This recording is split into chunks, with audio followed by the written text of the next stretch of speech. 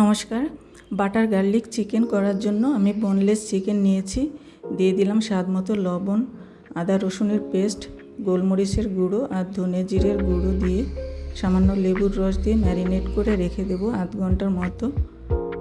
আধ ঘন্টা পরে ঢাকা খুলে আমি এর মধ্যে দিয়ে দিচ্ছি ময়দা দিয়ে ভালো করে মেখে নিতে হবে। ময়দার পরিমাণ খুব বেশি দেওয়া যাবে না, তাহলে এগুলো পকোড়ার মতো হয়ে যাবে। ফ্রাই প্যান গরম হওয়ার পরে সাদা তেল দিয়ে দিলাম। সাদা তেলেই চিকেনগুলো ভেজে নিতে হবে। একটা সাইড হালকা ব্রাউন করে ভাজার পরে এগুলোকে উল্টে দিচ্ছি। সেই একইভাবে দুটো সাইড হালকা ব্রাউন করে ভেজে নেব। এটি তৈরি করতে সময় খুবই কম লাগে এবং খুবই টেস্টি। বাড়িতে অবশ্যই এভাবে একবার ট্রাই করবেন। ভালো লাগলে লাইক, কমেন্ট এবং শেয়ার করতে ভুলবেন না। আমার দুটো সাইড ভাজা হয়ে গেছে, এখন নামিয়ে নিচ্ছি। ফ্রাই প্যানে আমি দিয়ে দিচ্ছি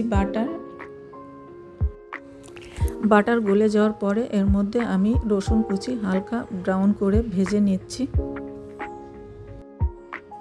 এর মধ্যে দিয়ে দিচ্ছি ময়দা। গ্যাসের ফ্লেম মিডিয়াম টু লোয়ে আছে। হালকা নেড়ে চেড়ে এর মধ্যে গোলমরিচের গুঁড়ো দিয়ে দিলাম।